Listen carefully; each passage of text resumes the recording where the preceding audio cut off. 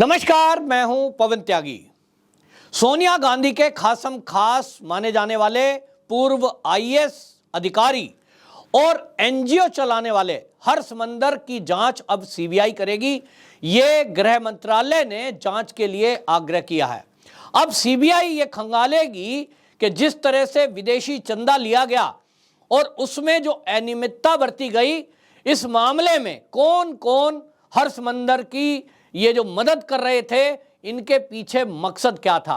हर्ष मंदर पहली बार उस समय विवादों में आए जब हर्ष मंदर की एनजीओ में जो बच्चे हैं जिनके लिए वो काम करते हैं, उनकी एनजीओ काम करती है, उनकी उपस्थिति जब सीएए का विरोध हो रहा था तो उस समय देखने में आया कि कुछ बच्चों को वहां नारे लगवाए जा रहे थे और जांच में पता चला कि ये जो बच्चे हैं उसमें से कुछ बच्चे अमन बिरादरी नाम का जो एनजीओ हर्ष मंदर संचालित करते हैं वहां से थे। आपको यह भी बता दूं कि अब इस मामले में इसके पहले ईडी भी जांच कर चुकी है, क्योंकि ईडी ने यह पाया है कि इसमें विदेशों से जो चंदा लिया गया हर्ष मंदर के द्वारा अपनी एनजीओ में, उसमें एफसीआरए कानून का उल्लंघन हुआ है। प्राथमिक जब जांच हुई थी तब दिल्ली पुलिस ने अपराध जो आर्थिक अपराध शाखा है उसने एफआईआर दर्ज की थी और उसका जो जांच का दायरा था वो केवल इसलिए आगे बढ़ा जब सीए के प्रोटेस्ट में जो लोग बैठे थे उसकी जांच की जा रही थी और ये रिपोर्ट दिल्ली पुलिस के पास आई थी कि वहां जो बच्चे प्रोटेस्ट में शामिल किए जा रहे हैं, इन बच्चों में बहुत सारे बच्चे ऐसे पाए गए जो ये अमन बिरादरी नाम का जो एनजीओ है, इसके अलावा जो हर्ष मंदर एनजीओ चलाते हैं उसमें अमन घर और खुशी रेनबो होम, ये बच्चों के लिए चलता है। और ये बच्चे यहां से सीए के विरोध में आए तो कैसे आए? क्या ये एनजीओ का दुरुपयोग नहीं है? इस बात को लेकर जब आर्थिक अपराध शाखा ने ये पाया कि वाकई में ये नियमों का उल्लंघन हुआ है, एक एफआईआर दर्ज की गई। लेकिन जब इसमें बात उठी कि विदेशी चंदा आ रहा है, ये जांच ईडी को दे दी गई। और आपको जान के आश्चर्य होगा कि जब ईडी ने इनके जो ठिकाने हैं उस पर जब छापेमारी की थी, लगभग 600 लोग विरोध में उतर गए थे इस ईडी की कार्रवाई पर। और इस 600 एक्टिविस्ट में आपको बता दें, एक्टिविस्ट थे, एकेडमिस्ट थे, आर्टिस्ट और वकीलों ने बाकायदा विरोध किया था कि ईडी इसकी जांच क्यों कर रही है, जो एनजीओ है इनकी जांच क्यों की जा रही है। आपको बता दें, जो ये हर्ष मंदर है ये सोनिया गांधी के करीबी माने जाते हैं और आप इसी से अंदाजा लगा लीजिए कि जब यूपीए सरकार थी तो उस समय ये राष्ट्रीय सलाहकार परिषद के सदस्य थे। तो कई जगह इन्होंने काम किया है एक आईएएस के रूप में।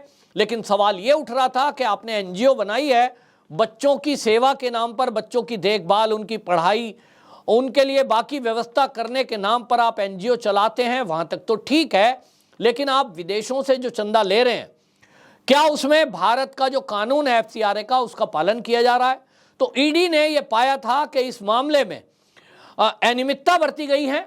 और जिस तरह से जब जांच में चीजें खुलकर सामने आई, उसमें जिस तरह का विरोध हुआ था वो बड़ा आश्चर्यजनक था कि कई सारे वकील, एक्टिविस्ट और ये कई लोग इस बात का विरोध कर रहे थे, जो कि ईडी का ये काम है कि आप एफसीआरए के कानून का जब उल्लंघन करते हैं तो आप कोई भी हो, उसके पीछे आपकी पहुंच कोई भी हो, तो ईडी का अपना कानून है, वो जांच करेगी।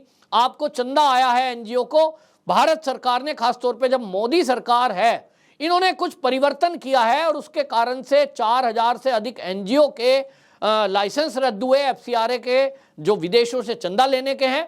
और कानून में परिवर्तन भी किया गया क्योंकि ये देखने में आ रहा था सरकार के कि बहुत सारे लोग एनजीओ के नाम पर देश विरोधी एक्टिविटी में लगे हुए हैं। पैसा आ रहा है यहां जो चैरिटी वर्क करने के नाम पर, उस पैसे का दुरुपयोग किया जा रहा है। कई एनजीओ ऐसी थी जो धर्मांतरण में लगी हुई थी, कई एनजीओ ऐसी थी जो देश विरोधी नैरेटिव चलाने वालों के साथ में खड़ी थी।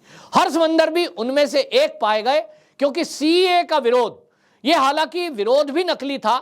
हम सब जानते हैं कि भारत के किसी भी मुसलमान की नागरिकता सीए से नहीं जानी थी।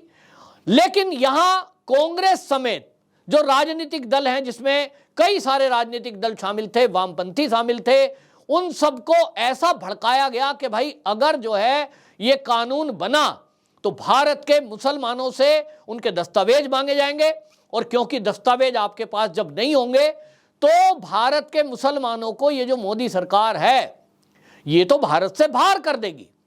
हालांकि केवल मामला इतना था कि 3 देश जहां अल्पसंख्यक परेशान हैं, और 3 देश के अल्पसंख्यक जिसमें अफगानिस्तान, बांग्लादेश और पाकिस्तान, वहां अल्पसंख्यक जब शब्द आ रहा है तो वहां के जो अल्पसंख्यक हैं वो हिंदू, दलित, जैन, बौद्ध, पारसी और सिख भी हैं। लेकिन इसको ऐसा प्रेजेंट किया गया, इस पर झूठ इतना बोला गया कि देश में जगह जगह शाहीन बाग बना दिए गए, देश के मुसलमानों को सड़कों पे उतार दिया गया। और इसके लिए आपको याद होगा सोनिया गांधी ने दिल्ली की रामलीला मैदान में एक रैली करी थी, और उस रैली में बाकायदा ये कहा था कि अब लोगों को सड़कों पे आना पड़ेगा। इसके बाद जगह जगह शाहीन बाग बने और प्रदर्शन तेज हो गए। तो कुल मिलाकर के ये देखा जा रहा था कि कांग्रेस के कहने पर ये सारे आंदोलन खड़े हुए, और इसके पीछे मददगारों के रूप में किस तरह से एनजीओ काम कर रहे थे। पत्रकारों की अगर बात करें तो दिल्ली का जो शाहीन बाग बना था, जो कि फिर बाद में कई जगह बन गया, वो शाहीन बागों में पत्रकार बाकायदा महिलाओं की चर्चा दिखा रहे थे। देखिए 70 साल की दादी किस तरह से हिम्मत दिखा रही है। लेकिन वहां हमने उन बच्चों को देखा जो बच्चे मोदी के खिलाफ यानी देश के प्रधानमंत्री को मारने की बात कर रहे थे। तो एक आश्चर्य की बात थी कि छोटा सा बच्चा जिसकी उम्र कुल 4 या 5 साल है, उसे तो देश की राजनीति का कुछ नहीं पता। कई बार तो ये देखने में आया कि उन्हें यह भी नहीं पता कि मोदी है कौन, लेकिन उनके मुंह से वो नारे बुलवाए जा रहे थे। बच्चों से कविता पाठ करवाया जा रहा था, बच्चों से नारे लगवाए जा रहे थे, हमको आज़ादी चाहिए और आज़ादी और क्या हम क्या चाहते हैं आज़ादी, इस तरह के नारे और प्रचारित किया जा रहा था। पूरा एक एजेंडा सेट किया जा रहा था।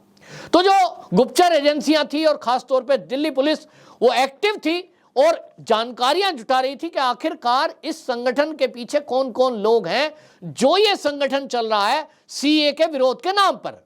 तो उस समय कुछ चीजें सामने आई जो जिन पर बाद में कार्रवाई भी हुई है। इसमें यह भी पता लगा कि पीएफआई के कुछ एजेंट एक्टिव थे जिनकी मंशा थी कि देश के मुसलमानों को भड़काकर इस देश का माहौल खराब किया जाए। और बात तो चिकन नेक को कब्जाने की भी हुई थी, जिसमें शरजील इमाम को बाद में जेल भी हुई। तो उस समय उसके बाद जब दिल्ली जली, जब हमने देखा कि आम आदमी पार्टी के पूर्व पार्षद ताहिर हुसैन जिसने पूरे दिल्ली दंगे की स्क्रिप्ट लिखी थी, वो अभी भी जेल की सलाखों के पीछे है। कोर्ट ने उसको ये कहते हुए छूट देने से मना कर दिया कि मुख्य अभियुक्त और साजिशकर्ता दिल्ली दंगे का अगर कोई है तो वो ताहिर हुसैन और उसके बाकी साथी हैं। अब ऐसे में हर्ष मंदर का नाम आना यह बता रहा है कि किस तरह से पूरी एक टूल किट तैयार हुई कि कौन राजनीतिक नेता इस पर बयानबाजी करेंगे, रैलियां करेंगे, जनता को भड़काएंगे। और उसमें उस समय हमने देखा था जब सीए के विरोध हो रहा था तो आम आदमी पार्टी हो, कम्युनिस्ट तो है ही है, इसको लेकर के ममता बनर्जी का बयान आया था। और ममता बनर्जी ने इतना तक कह दिया था कि यदि किसी भी बांग्लादेशी को भारत से बाहर भेजा गया तो गृह युद्ध हो सकता है। यानी सीधी केंद्र सरकार को चुनौती और धमकी दी जा रही थी। ऐसे राजनीतिक दल जो अपना वोट बैंक के चक्कर में मुसलमानों का हितैषी बनकर दिखाने की कोशिश कर रहे थे और बार बार झूठ परोस रहे थे, मंशा साफ थी कि देश के मुसलमानों को भड़काकर देश में जगह जगह दंगे करा दिए जाए। लेकिन भारत सरकार यानी मोदी सरकार इस मामले की गंभीरता को समझ रही थी और उसके पास ये इनपुट्स थे कि ये एक टूल किट है, इस टूल किट की तैयारी किसी और देश में हुई है, लेकिन भारत के अंदर बैठे हुए राजनीतिक दल हो, चाहे एनजीओ हो, चाहे पत्रकार हो, चाहे समाज सेवी हो, वो सबके सब इस सब में लगे हुए हैं और उन सबके पीछे इनकी सपोर्ट है। तो हर्ष मंदर के एनजीओ का भी नाम जब सामने आया, जब पता लगा कि ये जो छोटे बच्चे हैं ये तो हर्ष मंदर का जो एनजीओ है वो वहां से आए हुए हैं। अब सवाल यह है, वो कहते हैं साहब बच्चे हैं आ गए तो इनका तो कोई दोष है नहीं, लेकिन दिक्कत यह है कि उसके पीछे विदेशों से फंडिंग की जा रही थी। जिस तरह से हमने देखा कि सीए के प्रोटेस्ट में जगह जगह दिन भर बिरयानी, चाय, कॉफी और बाकी खाना चल रहा था। वहां उनके पीछे यह भी तथ्य सामने आए कि 500-500 रुपए वहां महिलाओं को बैठने के लिए उस धरने पर प्रतिदिन दिए जा रहे थे, और जब हिसाब लगाएं तो ये करोड़ों रुपए बैठता है। सवाल ये उठ रहा था कि ये फंडिंग कौन कर रहा है? तो एनजीओ के सहारे से विदेशों से चंदा लेना और फिर वहां धरने प्रदर्शन में उसको दुरुपयोग करना।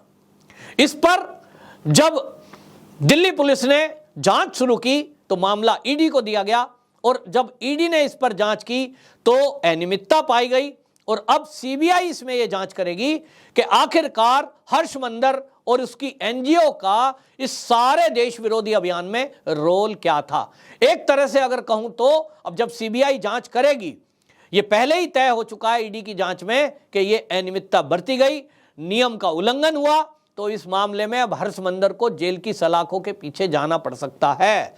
कानून के जानकार कहते हैं कि अब इस मामले में जो भी हैं, अभी तक जो भी देश के अंदर विदेशी चंदा लेते हैं और उसमें अनियमितता करते हैं, तो निश्चित रूप से भारत के कानून के तहत उन पर कार्रवाई होगी और वो जेल जाएंगे। तो ये एक बहुत बड़ा झटका कांग्रेस को है, और ये बहुत बड़ा झटका उन लोगों को भी है जो देश का माहौल खराब करना चाहते थे, और ये उन लोगों के लिए भी एक सीख होगी जो एनजीओ बनाकर विदेशी चंदे का दुरुपयोग करते हैं। वंदे मातरम।